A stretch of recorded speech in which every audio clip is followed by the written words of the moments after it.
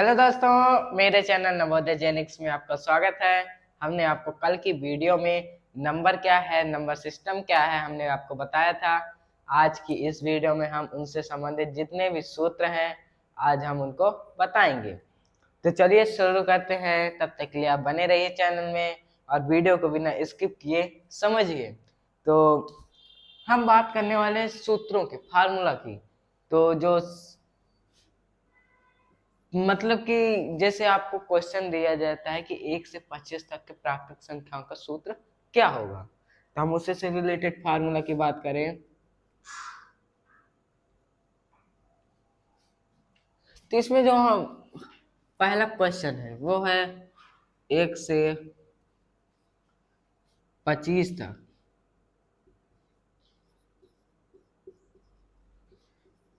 प्राकृत संख्याओं का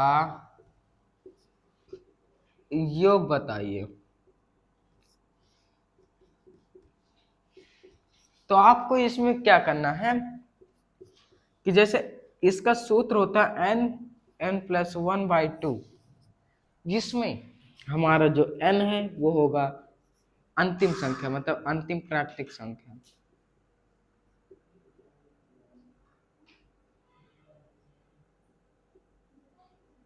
तो अब इसको जैसे हल करें दोस्तों, ये एकदम सरल है और आपको इससे आसान से आसान कर सकते हैं कम से कम शब्दों में। इससे क्वेश्चन पूछे जाते हैं जो कि ये मोस्ट चैप्टर जो फर्स्ट है ये इम्पोर्टेंट है, इसे आपको समझना जरूरी है। तो यहाँ पर जैसे देखा जाए इसका जो 1 से 25 तक के प्राकृतिक संख्याओं के योग बताइए, तो यहाँ पर n क्या है, एक अंतिम प्राकृतिक संख्या। अंतिम प्राकृतिक संख्या क्या है, 25। यहाँ पर देख सकते हैं अंतिम प्राकृतिक संख्या है 25। तो 25 एक कोष्टक में रहेगा 25 + 1, ये क्या हो जाएगा 2। अब आपको करना क्या है, 25 आप जानते होंगे कि अगर कोष्टक हटाते हैं हम तो क्या लग जाता है, गुणा। तो 25 गुणे 25 में एक जोड़ देंगे तो 26/2, और 2 का हमने 26 में भाग दिया, 13 आया, और 25 गुणे 13, ये क्या हो गया, इसका हम गुणा करेंगे तो 25 गुणे 13 का आगा 20 तक आपको पहाड़ा पहाड़ा जरूर आना चाहिए। 13 × 5 = 65, 13 दूनी 26, 26 6 32। तो आप इसको नोट कर सकते हैं कि 1 से 25 तक के प्राकृतिक संख्या का योग बताइए। तो यहाँ पर फार्मूला डालकर n+1/2, तो आपको n अंतिम प्राकृतिक संख्या, तो आपको n की जगह 25 हो जाएगा और n कोष्टक में n 25 + 1 और 25। अब जहां कोष्टक हटता है वहां पर हम क्या लगा देते हैं, गुणा का चिन्ह, और 25 + 1 बराबर 26। तो यहाँ पर हमने 2 का भाग दिया तो ये आ गया 2 से हमने 26 को डिवाइड किया तो यह हो गया 13, 13 25, तो 25 गुणे अगर हम 13 करेंगे तो आएगा 325। तो हम दोस्तों आपको मजा आया होगा। अभी हम इसी में एक और क्वेश्चन की बात करते हैं। चलिए इसी बात में एक और क्वेश्चन करते हैं।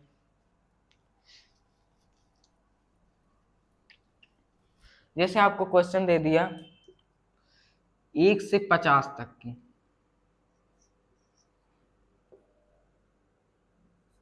1 से 50 तक के प्राकृतिक संख्याओं का योग बताइए। तो आपको क्या करना है, हमने आपको बताया था जो n हमारी अंतिम संख्या है, अंतिम नेचुरल नंबर प्राकृतिक संख्या है, तो n की जगह क्या हो जाएगा 25, 50 और फिर 50 + 1/2, जब 2 हो गया तो यहाँ पर 50 का हमने 50 गुणे 5, 50 + 1 किया तो कितना आएगा 51/2। तो आप देख रहे होंगे ये हमारी 50 2 से डिवाइड हो रही है क्योंकि इसके अंत में क्या है, 0। हमने आपको बताया था कि सम संख्या वे संख्या है जो 2 से कट रही हैं, और हमने आपको ये भी बताया था कि जो इकाई का अंक रहेगा 0, 2, 4, 6 और 8, वो हमारी क्या होंगी, 2 से विभाजित हो जाएंगी। तो यह 50 कट जाएगा तो यहाँ पर हो जाएगा 25, 25 गुणे 51 करेंगे तो ये हो जाएगा 25 के 25, अब 25 पंचे 125, अब 25 125 127, आपका यहाँ पर राइट आंसर हो जाएगा 1275। आई होप आपको समझ में आ गया होगा कि इसे हम कैसे हल करते हैं। आप इसकी प्रैक्टिस भी करिए। इसका अब इसमें आपको ये पहला फार्मूला आपको समझ में आ गया होगा। दूसरा फार्मूला की बात करें तो वह है सम संख्याओं पर आधारित। ये था प्राकृतिक संख्याओं के आधारित। अब सम संख्याओं के आधार पे आपको जैसे क्वेश्चन पूछ लिया आपको से कि 1 से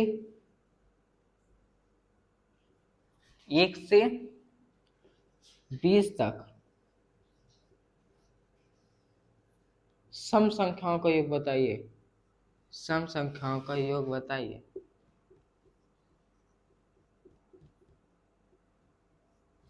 अब आपसे पूछ ले 1 से 20 तक के सम संख्याओं का योग बताइए, तो आपको क्या करना है,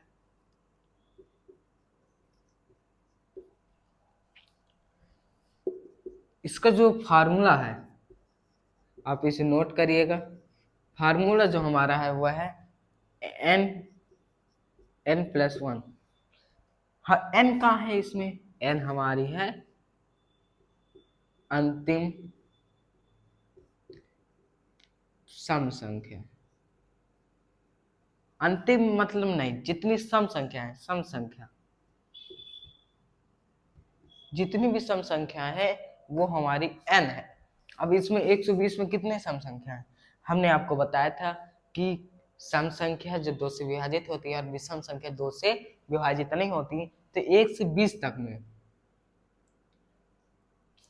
1 से 20 तक में आपको 2 सम संख्या 4 6 8 10 12 14 16 18 20। तो यहाँ पर आप गिनिए तो 1 2 3 4 5 6 7 8 9 10। तो 1 से 20 तक में आपको 10 सम संख्याएं मिलेंगी। पर आपको जैसे यहाँ पर कह दिया 120 तक के सम संख्याओं का योग बताइए, तो क्या आप इस तरह लिख लिख गिनते रहेंगे? नहीं, आपको क्या करना है, इसमें आपको 2 को डिवाइड कर देना है। अब 2 को डिवाइड क्यों कर रहे हैं, क्योंकि इसमें आधी हमारी विषम संख्याएं हैं और आधी सम संख्या है। तो हम 2 से 20 को काटेंगे तो 10। तो इसमें हम आपको बता दें कि 10 सम संख्याएं हैं और 10 विषम संख्या है। तो आपको समझ में आ गया होगा कि हम 120 तक में कितने सम संख्याएं निकालें और 2 का भाग दे दीजिए, आपको सम संख्याएं और विषम संख्याएं आ जाएंगी। तो यहाँ पर n क्या हो जाएगा, सम संख्या। तो 10 और n की जगह रख दो आप 10, 10 + 1। तो इसका जो 10 कोष्टक जब हटाते हैं तो हम क्या करते हैं, गुणा। तो 10 गुणे 11। अब 11 का हम 10 में गुणा करेंगे तो कुछ नहीं करना, 11 लिख दो, जितने जीरो हो उतने जीरो लगा दो, ये आपका आ गया आंसर। इसी बात में हम एक और क्वेश्चन करते हैं जिससे आपको समझ में आ जाए।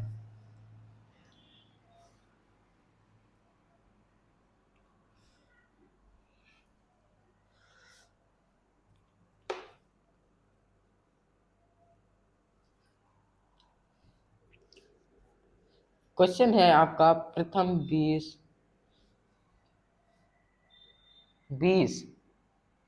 20 सम संख्याओं का योग बताइए। अब आप डाउट में पड़ गए होंगे कि प्रथम और एक में क्या अंतर है, बहुत अंतर है। इसमें कह रहा है प्रथम 20 सम संख्या, मतलब इसमें आपको विषम संख्या नहीं है, इसमें आपकी टोटल जो सम संख्या है वो क्या हो गई, 20। तो जो आपकी टोटल इवन नंबर है वो आपकी हो गई 20। अगर 1 से 20 कहता तो आपके यहाँ पर 10 सम संख्या और 10 विषम संख्याएं होती, लेकिन इसमें कहा है प्रथम। तो आपको ध्यान में रखना है कि प्रथम का मतलब होता है 20 सम संख्याएं। तो यहाँ पर 20 सम संख्या, तो यहाँ पर 20 और कोष्टक में 20 20 + 1 20 गुणे 21। आपको डाउट नहीं होना है, जहां प्रथम हो वहां पर समझ लेना कि इनमें हमें 2 का डिवाइड नहीं करना, इनमें हमारी क्या है, पूरी विषम संख्याएं हैं। और अगर उसमें 1 से 20 तक दिया है तो आपको 2 का डिवाइड करके उसमें आपको विषम संख्या और सम संख्या छांट लेना है, और हम उसको सूत्र के हिसाब से, ये एक प्रकार से सूत्र है, ट्रिक भी है, कि आपको ट्रिक में क्या है कि आपको कुछ नहीं करना, जितनी है सम संख्या 20 है उसमें आप क्या कर दे, एक बड़ी संख्या 20 है, एक बड़ी संख्या का गुणा कर दें, क्या हो गया 21, 21 दूनी 42, ये हो गया। कोई भी संख्या 10 है, 10 गुणे 11 कर दो, ये हो गई आपका सम संख्या का, ठीक। पर आपका जो रियल फार्मूला है आप उसे नोट कर लिए होंगे। अब आपको जैसे क्वेश्चन कह दिया,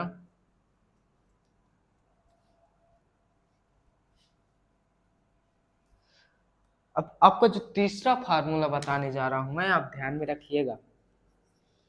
जैसे आपसे क्वेश्चन पूछ लिया 1 से 30 तक के विषम संख्या, विषम संख्याओं का योग बताइए। तो इसका जो ट्रिक है, मतलब फार्मूला है, वो होता है एन स्क्वायर। आप कहेंगे एन स्क्वायर क्या है, तो एन मतलब इसमें होता है आपकी विषम संख्या,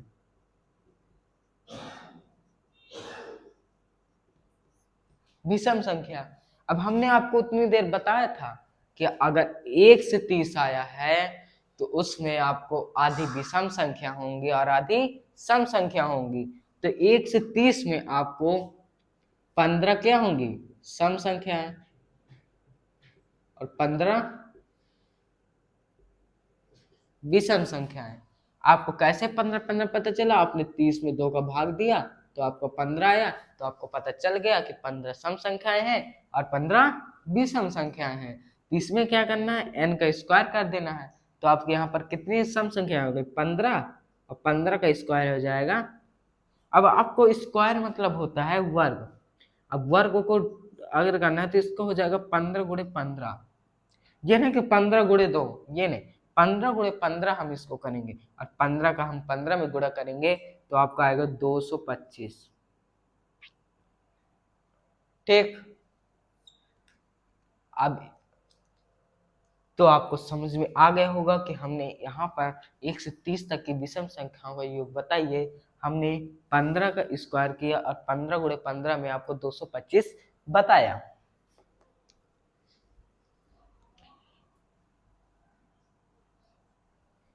अब जैसे आपसे पूछ लिया प्रथम 30 तक के विषम संख्याओं का योग बताइए। आप लगाइए इसे, आपके पास 4 ऑप्शन है, जैसे 800,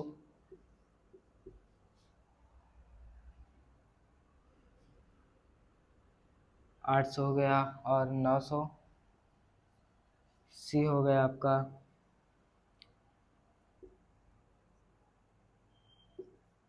225, और डी हो गया आपका इनमें से कोई नहीं। आपको इस तरह क्वेश्चन पूछे जाते हैं। तो यहाँ पर हमने क्या कहा था, प्रथम 30 तक के विषम संख्याओं का योग। तो आप इसे करिए, ये आपको आंसर मिले। तो यहाँ पर आप जब करेंगे तो क्या करेंगे, प्रथम 30 का है, ना कि 1 से 30 तक। तो आप यहाँ पर टोटल जो हमारी वो हो जाएगी विषम संख्या, वो क्या हो जाएगी 30। अब आप 30 का आप स्क्वायर कर देंगे, फिर 30 गुणे 30, इसका आंसर हो जाएगा 900। तो आप क्या करेंगे, राइट आंसर बी को हम चूज करेंगे। तो आपको सवाल समझ में आ गए होंगे। हमने आपको 3 फार्मूला बताया और तीनों फार्मूला की प्रैक्टिस भी करवाई, क्वेश्चनों को भी हल हमने आपको करवाया।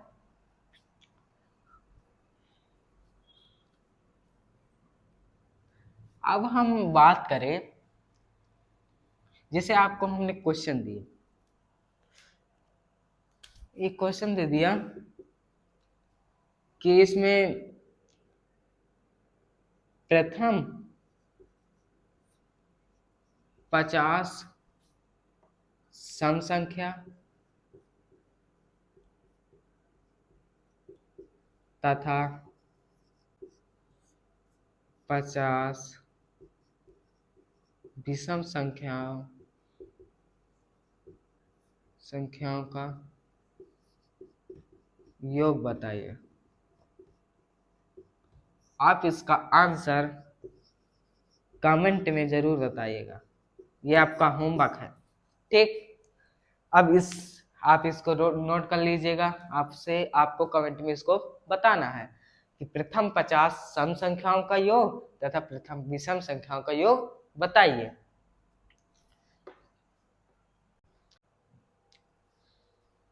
यहाँ पर हम अब दूसरे टॉपिक की बात करें तो वह है स्थानीय मान। ये किस में आता है? आपको भारतीय संख्या प्रणाली में। हमने आपको भारतीय संख्या प्रणाली बताई थी कि भारतीय संख्या प्रणाली वह है जिनमें हम इकाई, दहाई, सैकड़ा, हजार, 10,000, लाख, 10 लाख, करोड़, 10 करोड़, अरब, 10 अरब हमने आपको भारतीय संख्या प्रणाली में बताई थी। अब हम उसी में के पार्ट हैं ये कि स्थानीय मान, जाति मान, उत्तरवर्ती संख्या, पूर्ववर्ती संख्या हम इस टॉपिक में पढ़ेंगे, तो आप इसे नोट कर लिए होंगे। अब हम बात करें स्थानीय मान की।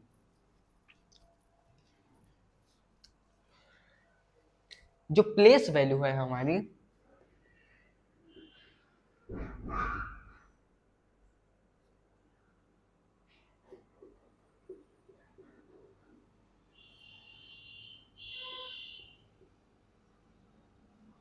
जो हमारी प्लेस वैल्यू है उसे हम जैसे एग्जाम्पल के तौर पर समझे। ये हमारा उस अंक स्थानीय मान संख्या का निर्धारित करता है कि वह इकाई में है या दहाई में या सैकड़ा में।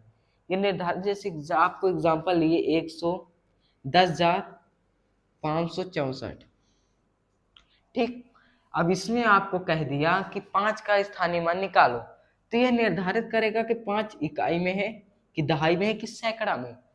तो यहाँ पर अगर 4 की बात करें तो 4 आपका इकाई में है, और इकाई में कितने गुणा होता है? 1 का, तो ये हो गया आपका 4। अब 6 की गुणा की बात है तो 6 गुणे 10 कितना डिजिट है? 1, तो ये हो गया 6 गुणे 10 बराबर 60। अब आपसे 5 का पूछा तो 5 गुणे आपका डिजिट की गिनो, डिजिट कितना है? 2, तो यह कितने में आ रहा है? सैकड़ा में, और सैकड़ा का क्या होता है? 100, तो ये हो गया आपका 500। अब 1000 पूछ रहा है आपसे कि कितने है?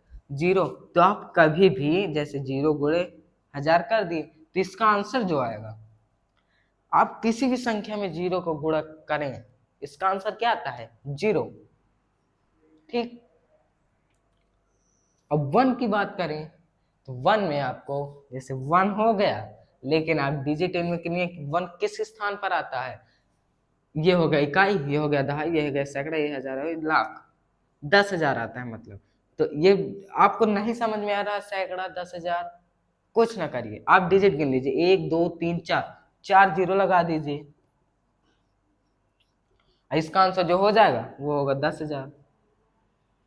तो आपको स्थानीय मान समझ में आ गया होगा। अब इसी में हम आपको दूसरी जाति मान की बात करें, आप इसे नोट करते रहेगा। जाति मान, जाति मान में आपसे ये पूछेगा जैसे यही संख्या हमने आपको दी, तो इसका मतलब होता है कि ये वही संख्या रहती है, इसका मान नहीं बदलता, न इसमें 0 लगते, न इसमें यह तय करता कि ये इकाई में है कि दहाई में। इसको आप उसी तरह उतार दो। 4 का पूछा, ये हो गया 4। 6 का पूछा, 6 कर दो। 5 का पूछा, 5 कर दो। 0 पूछा, 0 कर दो। 1 का पूछा, 1। इसे हम कहते हैं प्लेस वैल्यू, और इसे हम कहते हैं फेस वैल्यू।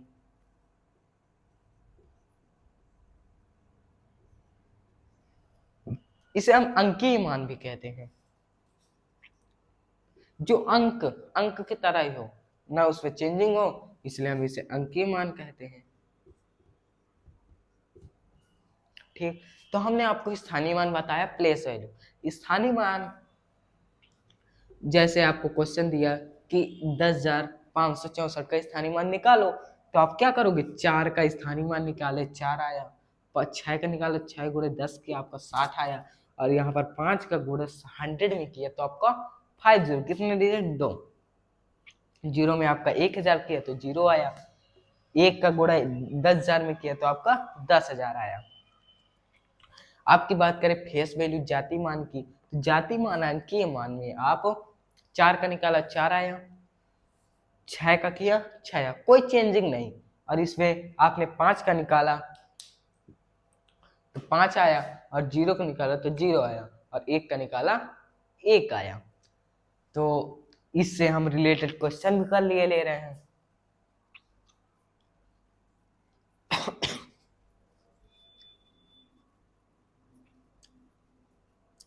जैसे आपसे पूछ लिया क्वेश्चन में कि ये आपको संख्या दी है का स्थानीय मान का 6 का स्थानीय मान तथा जाति मान निकालिए।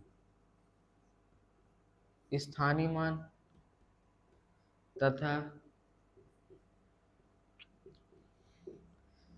जाति मान निकालिए, ज्ञात करें। तो आपके पास जैसे ऑप्शन में दे दिया 60 600, बी में आपको आंसर दे दिया 600, सी में आपको दे दिया 606, डी में आपको दे दिया इनमें से कोई नहीं।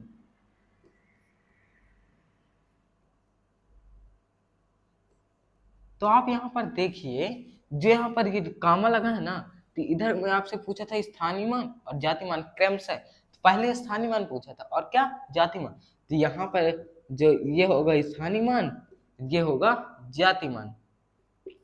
तो यहाँ पर पूछा 6 का, तो 6 का जो स्थानीय मान होगा ये कितना है, सैकड़े में है, और यहाँ पर कितनी बार डिजिट है 2, 24 है, 2 जीरो लगेंगे तो 6 गुणे 100 बराबर कितना आएगा 600। 600 आपके किस में देखेंगे, इसमें। अब आपका इस जाति मान देखे तो जाति मान में आपको क्या होता है, कोई परिवर्तन नहीं होता, 6 पूछ रहा 6 का 6 ही होगा, तो इसमें आप 6 का 6 ही लिख देंगे, तो यहाँ पर जो राइट आंसर आपका होगा वो सी होगा, 600 कामा 6।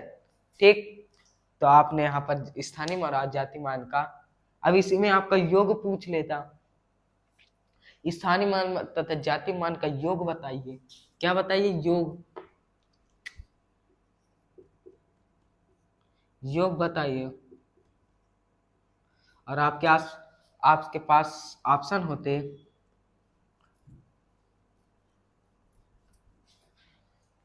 योग बताया, अब ये आपको थोड़ा डिफिकल्ट में कर दिया, तो इसका जैसे आंसर दे दिया 600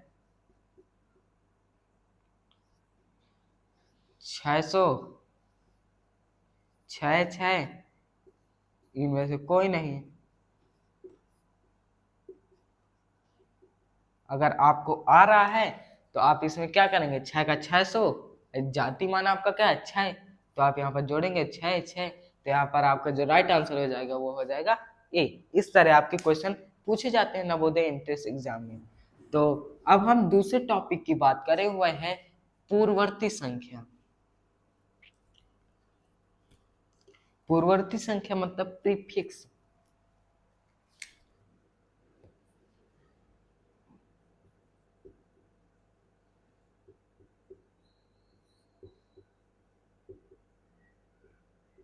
प्रीफिक्स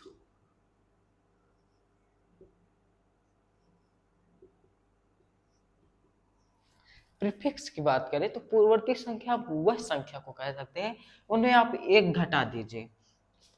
यहाँ पर आपकी जो पहली पूर्ववर्ती संख्या होती है और दूसरी क्या होती है, उत्तरवर्ती। इसे अनावर्ती भी कहते हैं, उत्तरवर्ती संख्या सफिक्स।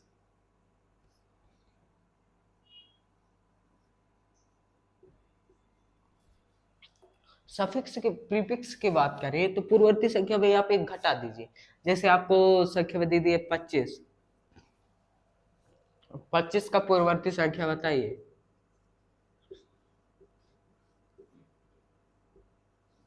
बताइए। तो अब क्या करना है कि 25 में एक घटा दीजिए और उसमें कर दीजिए आप क्या 24। तो ये आपकी हो गई पूर्ववर्ती संख्या।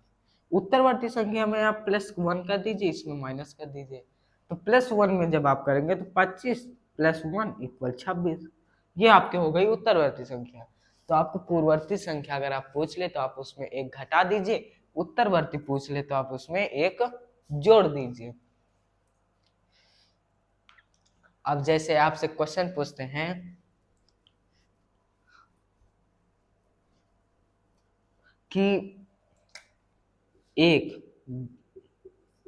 10,000 की पूर्ववर्ती संख्या बताइए। तो आप करेंगे तो यहाँ पर आएगा 9 9, ये आ जाएगा 1001, सी नंबर हो जाएगा 9999, डी नंबर हो जाएगा इनमें से कोई नहीं, नैन ऑफ दीज।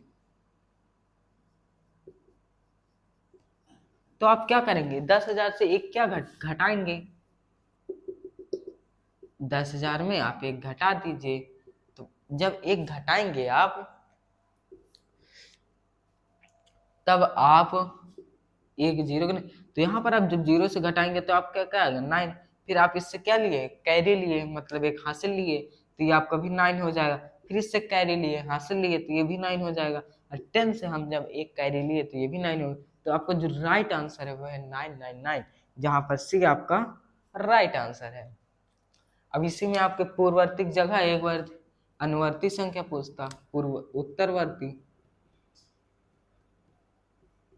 तो आपको क्या करना है एक एक जोड़ देना है। तो यहाँ पर जो हमारी ये वाली संख्या होती है एक क्या हो गई अनुवर्ती संख्या,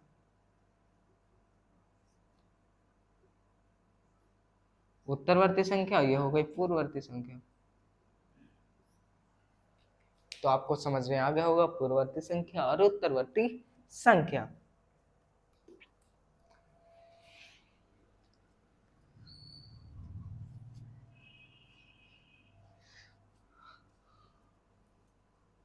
अब हम बात करें, जैसे आपसे क्वेश्चन पूछ लेता है कि 10 अंकों 5 अंकों की सबसे बड़ी से बड़ी संख्या लिखिए। 5 अंकों की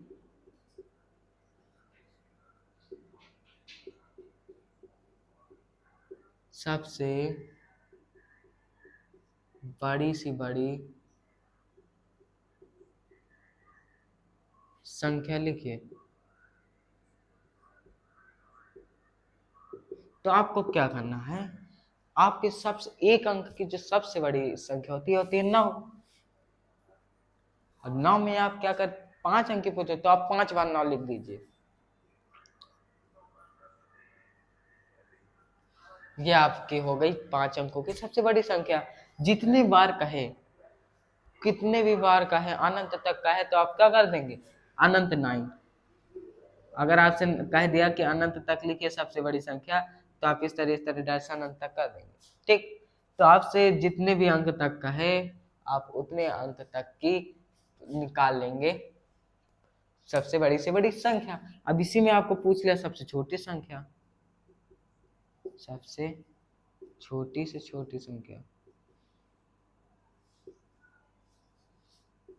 कितने अंकों की 5 अंकों की। तो आपको क्या करना है एक लिखना है, एक अंक की सबसे छोटी संख्या होती है और जैसे 5 कह रहा है तो उसमें आपको 4 जीरो लगा देना है। ये आपके हो गई सबसे छोटी 5 अंकों की संख्या। जितना कहे उससे आप एक घटा दीजिए 0। जैसे आपको 5 अंक यहाँ पर 10 अंकों की कहे छोटी छोटी संख्या,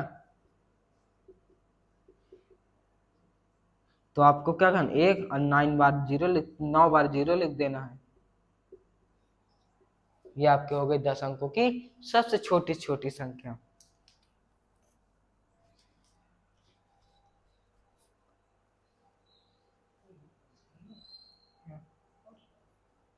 तो यहाँ पर हमने आपको बताया कि जैसे आपको बड़ी से बड़ी संख्या लिखना है तो आप उसमें जितने बार कहे उतने बार 99 कर देना है, और आप 5 अंकों सबसे छोटी छोटी संख्या का है तो आपको एक सबसे आपकी छोटी संख्या है, और उसमें आपको जितने बार कहे उसमें से एक जीरो घटा के आपको उतने लिख देना है, आपका आंसर राइट हो जाएगा। आपको जैसे क्वेश्चन दिया,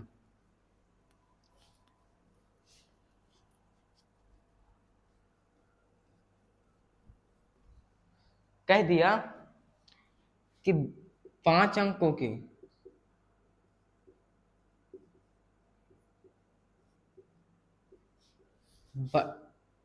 छोटी छोटी संख्या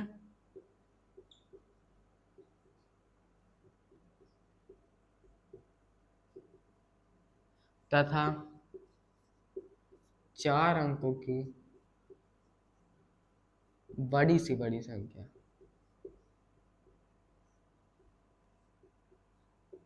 बड़ी से बड़ी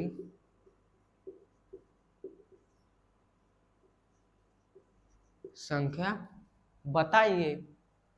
तो आप क्या करेंगे, संख्या बड़ी से बड़ी संख्या का अंतर बताइए।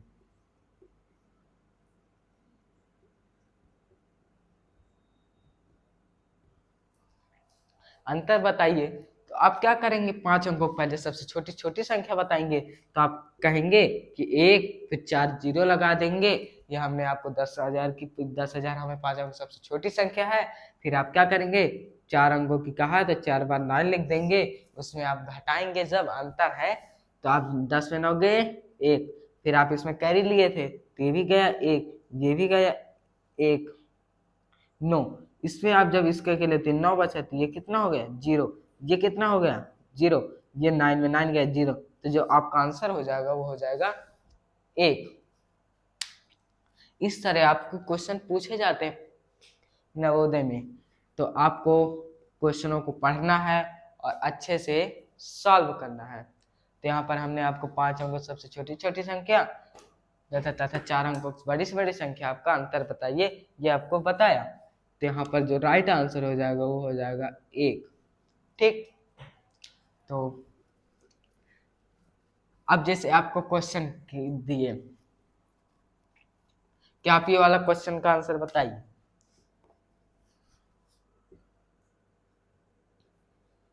4,384 गुणे 54 गुणे 12 गुणे 0 गुणे 8, आप इसका आंसर बताइए। पहला आंसर है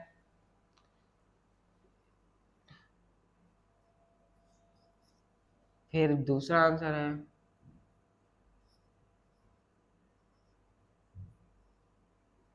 फिर सी नंबर है, फिर डी नंबर है, इनमें से कोई नहीं।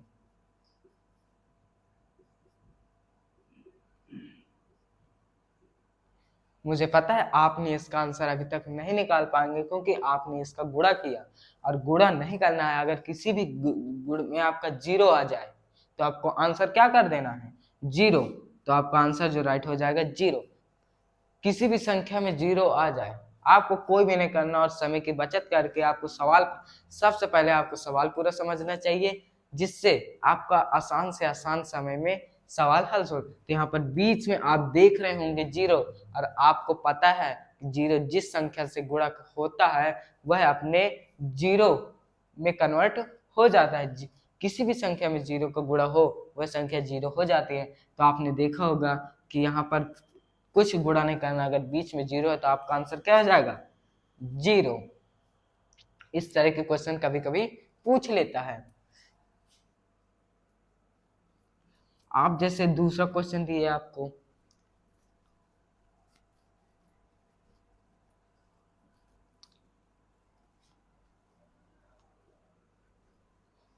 दूसरा क्वेश्चन है कि 1, 0, 2, 3 और 8 से बनने वाली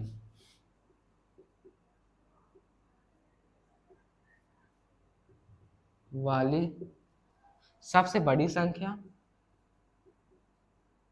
सबसे बड़ी संख्या तथा सबसे छोटी संख्या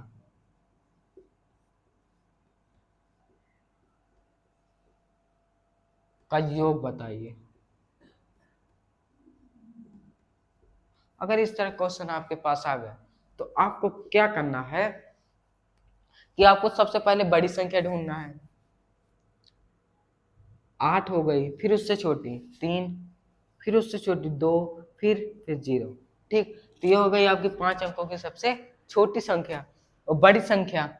और फिर छोटी संख्या में आपको सबसे पहले 0 देखना है और 1 देखना है और फिर 2, 3 और 8। पर आप ये बताइए, क्या 0 पहले लगने से ये 4 अंकों की ना हो गई? 0 का कोई महत्व होता है पहले? नहीं ना। तो इसको आपको क्या करना है कि आपको 1 पहले उससे थोड़ा 1 फिर 0 लगा देना है। ये आपकी छोटी छोटी संख्या हो गई। और इसमें कह रहा है योग कह रहा है तो आप इसको जोड़ दीजिए। तो ये हो गया 8, ये हो गया 4, 2 2 4, 3 9। तो इसका जो राइट आंसर हो जाएगा ये हो जाएगा 93,448।